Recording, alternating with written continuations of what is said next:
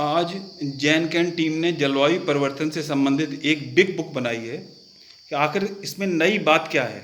आओ जानते हैं।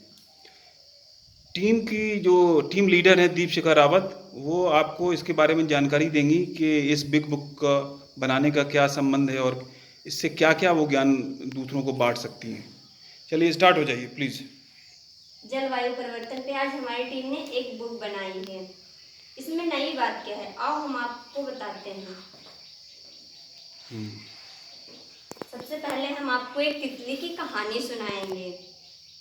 एक तितली है जिसका नाम है पिंकी। आजकल वो दुखी दिख रही है और वो अपनी व्यथा बताती है। आजकल पिंकी तितली उदास व बीमार सी दिख रही है। एक दिन दीपशिखा ने पूछा, अरे पिंकी तितली, कैसी हो? बहुत दिनों से दिखाई नहीं दी। क्या हुआ तुम्हें? तुम तो फूलों का रस पीती हो। अरे तुम कैसे बीमार हो गई? तो तितली अपनी बात बताती, अरे दीदी, मेरी इस दशा का कारण है मौसम का उल्टा पुल्टा होना। मौसम में बदलाव हो गया है। तो फिर दीपशिखा कहती, इससे क्या हुआ? तो तितली बताती, दीदी, पहले सर्दी गर्मी वर्षा समय पर होती थी। इससे बहुत सारे फूल फल लगते थे, लेकिन अब ऐसा नहीं है। अब सब बदल गया है दीदी। कभी सूखा कभी बाढ़ के कारण जलवायु परिवर्तन हो गया है। यही असल समस्या का कारण है। तुम लोगों का लगता है कि क्या कोई परिवर्तन हुआ है? हाँ, लगता है। मौसम में या जलवायु परिवर्तन का लगता है कुछ, हाँ, लगता जैसे है। तितली को लगता है। जैसे तितली को लगता है, क्या तुम्हें भी लगता है? हाँ। तो तो तितली ने जो बताया था कि जलवायु परिवर्तन हो गई है, तो ये एक समस्या है। ये तितली की समस्या है। हम लोग भी यही समस्या झेल रहे हैं। तो अब हम लोग जानेंगे कि जलवायु परिवर्तन क्या है। जैसे अप्रैल मई जून में बहुत गर्मी पड़ रही थी और दिल्ली का टेम्परेचर जैसे 52 डिग्री हो गया और लखनऊ का 47 डिग्री। और ईरान ईरान एक एक देश है। देश है, वहाँ तो 59 डिग्री सेल्सियस हो गया था टेम्परेचर। और 59 डिग्री सेल्सियस। अब अपने गांव की बात करें तो वर्षा ना होने के कारण अभी धान भी नहीं रोपे गए हैं। और दुबई में बाढ़ कभी सुना है? नहीं। दुबई में तो रेगिस्तान है। हाँ, दुबई में तो रेगिस्तान है, वहाँ भी कैसे बाढ़ लेकिन आ रही फिर है? भी वहां बाढ़ आ रही है, बहुत बाढ़ आ रही है। ऐसा मौसम बदल गया देखो। ऐसा मौसम बदल गया है। अब हम लोग हरे पेड़ से एक बात करेंगे। हरे पेड़ तो बहुत ठंडक देते हैं। आओ जानते हैं उनसे भी कुछ। अब पेड़ बता रहे हैं, मैं हरा पेड़ हूँ, वातावरण से कार्बन डाइऑक्साइड गैस ग्रहण कर लेती हूँ और ऑक्सीजन देता हूँ। परंतु अब कार्बन चक्र बिगड़ गया है, धुआं अधिक हो गया है, पेड़ कट गए हैं, जंगल हट गए हैं, ऑक्सीजन कम हुई है, गर्मी बढ़ गई है। तो तो बात यह है कि पेड़ खुद परेशान है कि पेड़ सब कट गए तो वो कहाँ से कार्बन डाइऑक्साइड को ऑक्सीजन में, इतना ज़्यादा धुआं हो गया है। हाँ ठीक है। इतना ज्यादा धुआं हो, जैसे हम खुद ही कम हो गए हैं, तो हम कैसे बताएं। तो पेड़ कहता है, आओ हम तुम्हें एक नई बात बताते हैं। जो इतनी गर्मी क्यों बढ़ रही है, इसका क्या कारण है, हम तुम्हें जीवाश्म ईंधन के बारे में बताएंगे। जैसे लाखों साल जीवाश्म पहले ईंधन क्या है? जैसे लाखों साल पहले बहुत से पेड़ पौधे जीव जंतु नीचे दब गए, फिर उनमें धीरे धीरे बदलाव होता गया और वो जीवाश्म ईंधन बन गए। जैसे कि पेट्रोल, डीजल, कोयला, गैसें। ये हमने इनका प्रयोग अब हमने जब हमें पता चला तो हमने इनका प्रयोग करना शुरू कर दिया। जैसे परिवहन में, फैक्ट्रियों में, जहाज उड़ाए, रॉकेट उड़ाए, इन सब में हमने इनका प्रयोग किया। ये हानिकारक कैसे क्या है? ये जो हम लोग जैसे जीवाश्म ईंधनों का प्रयोग करते हैं, उनसे हानिकारक गैसें निकलती हैं। जैसे ग्रीन हाउस गैसों का उत्सर्जन होता है। अच्छा, इन्हीं को ग्रीन हाउस गैसेस कहते हैं। अच्छा, इन्हीं को ग्रीन हाउस कैसे कहते हैं? हाँ, ग्रीन हाउस गैसें जैसे कार्बन डाइऑक्साइड और methane, CFC chlorofluorocarbon, nitrous oxide और जल वाष्प। CFC। क्लोरोफ्लोरोकार्बन। CFC chlorofluorocarbon. ये कहाँ से निकलती है? ये निकलती है एसी से, कूलर एसी से, और जो फ्रिज होती हैं और वो शीत घरों से निकलती हैं। ये है CFC। ये 5 गैसेस जो हैं ये ग्रीन हाउस गैसेस हैं, ठीक है। अब इन सब के कारण से मानव जाति संकट में आ गई है। वातावरण गर्म भी हो गया है इनसे। वातावरण गर्म हो गया है। जैसे खेती ढंग से नहीं हो रही है और पराबैंगनी किरणें डायरेक्ट आ रही हैं। जो ग्रीन हाउस गैसें हैं वो तापमान को ऊपर जाने से रोकती हैं और ओजोन परत को नष्ट कर रही हैं। और यहाँ पे तापमान ज़्यादा बढ़ रहा है। जैसे कि अब हम 1800 की बात करें तो उससे पहले तापमान 0 डिग्री तापमान में सेल्सियस वृद्धि 0 डिग्री थी। तापमान में वृद्धि 0 डिग्री थी।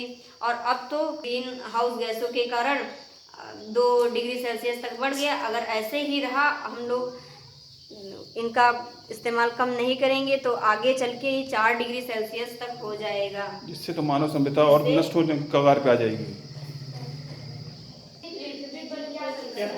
पूरी पृथ्वी संकट में आ गई। जैसे फसल चक्र में संकट आ गया है और खेती सही से नहीं हो रही है, कोई भी उत्पादन सही से नहीं हो रहा है। और इससे अब क्या हो रहा है, बाढ़ आ रही है, ओले पड़ रहे हैं, सूखा, तूफान, चक्रवात और समुद्र तल में वृद्धि हो रही है। समुद्र तल में वृद्धि कैसे हो रही है? जैसे ग्लेशियर के पिघलने के कारण हो रही है। ये ग्लेशियर क्या चीज है? हिम नदी, बर्फ की नदी जिसे हम ग्लेशियर कहते हैं, अब ये धीरे धीरे पिघल रही है जिससे कि समुद्र तल बढ़ रहा है। हिमनद कौन कौन से हैं? जैसे गंगोत्री, दक्षिणी ध्रुव और आर्कटिक, ये पिघल रहे हैं। ये पिघल रहे हैं जिससे समुद्र तल में वृद्धि हो रही है। इन सबसे करके हमको क्या, हमारे ऊपर क्या प्रभाव पड़ रहा है? हमारे खाद्य पर संकट हो रहा है। जैसे खेती पर संकट आ रहा है, वनों पर संकट आ रहा है, खाने की वस्तुओं पर संकट आ रहा है और सागरीय खाद्य पर संकट आ रहा है। सागरीय खाद्य ये क्या होता है? जैसे सागरीय खाद्य हाँ क्या होता है? जो हमें सागर से प्राप्त होता है भोजन, जैसे मछलियाँ, जिनका मनुष्य सबसे ज्यादा खाने में इस्तेमाल करता है। जैसे आपदाएं हो रही हैं, वनों में आग लग रही है। आपदाएं कौन कौन सी आती हैं? जैसे वनों में आग लग रही है, रेगिस्तान में बाढ़। रेगिस्तान में कभी बाढ़ आई है? वहाँ तो रेगिस्तान है। और वहाँ भी और पहाड़ों का टूटना, जैसे केदारनाथ में पहाड़ सन 2014 और 15 में टूटा था, जिसमें 50,000 लोग मरे हुए थे। चक्रवात आ रहे हैं, बिजली गिर रही, जैसे पिछली बार अपने गांव में भी बिजली गिरी थी। अच्छा, बिजली गिरने का कारण कौन सा है? अत्यधिक गर्मी के कारण बिजली गिरती है। और अच्छा, जलवायु परिवर्तन के कारण बिजली भी ज्यादा गिरने लगी है। हाँ, और इसीलिए अत्यधिक गर्मी भी हो रही है। अच्छा, तो ये सब हमने जब गलती कर दी है तो हम इससे क्या करें जो हम बच सकें? हमारे पास कोई उपाय है दीदी? हाँ, हमारे पास कुछ उपाय है। हाँ, हमारे पास उपाय है। हम भविष्य की योजनाएं बनाएंगे, एक साथ बैठेंगे, जिससे हमें भविष्य की योजनाएं बनानी है। इसके लिए एक पेरिस में समझौता हुआ था सन 2015 में। इसको सन 2030 तक रखा गया है कि हमें सन 2030 तक टेम्परेचर तापमान को कम करना है। और सतत विकास लक्ष्य, जिसमें हमारे 17 गोल हैं, जिसमें से हमारा 13वां जो लक्ष्य है उसमें आता है जलवायु परिवर्तन, जिसमें हमें पढ़ाई भी करनी है। अच्छा, तो 13वां जो लक्ष्य है वो जलवायु परिवर्तन से संबंधित है। इससे जलवायु को परिवर्तन या जलवायु को कैसे एक संतुलित किया जाए। ठीक है, हम अंत में आते हैं अपने 2 बचाव के उपाय, शमन और अनुकूलन। शमन और अनुकूलन क्या है? शमन जैसे मिटिगेशन है। मिटिगेशन, जैसे किसी चीज को हम कम इस्तेमाल करें। और अनुकूलन, एडेप्टेशन, जैसे एडेप्टेबिलिटी की बात हो रही है अनुकूलन में, मतलब हम लोग उसी के अनुसार ढल जाएं। जैसे वातावरण के अनुसार हमें अपने आप को ढालना है। जैसे हमें खुद में बदलाव लाना होगा। जैसे हम पानी को कम खर्च करें और कूड़ा करकट ना गंदगी इधर उधर प्लास्टिक ना फेंकें। ऐसे में हमें खुद को बदलाव लाना है और शिक्षित होना है। जैसे हम खुद शिक्षित होंगे और समाज को भी शिक्षित करेंगे। और सक्षम योजनाएं होंगी जो वो योजनाएं जो सक्षम हो। और जागरूकता, हम अपने समाज में जागरूकता जैसे हम खुद तो जागरूकता जो है ना वो बहुत ज़रूरी इम्पोर्टेंट पॉइंट है। जैसे हम खुद जागरूक होंगे तो अपने घर में मम्मी पापा सबको जागरूक करेंगे और अपने पड़ोसियों को, फिर समाज को जागरूक करेंगे। इससे सब लोग जागरूक होंगे। समाज से फिर देश की बात आएगी तो और देश से फिर विश्व की बात आती है तो पूरा विश्व जागरूक हो जाएगा। इस तरह हम लोग जलवायु परिवर्तन को आगे बढ़ने से रोक सकते हैं। ठीक है, ओके, थैंक यू।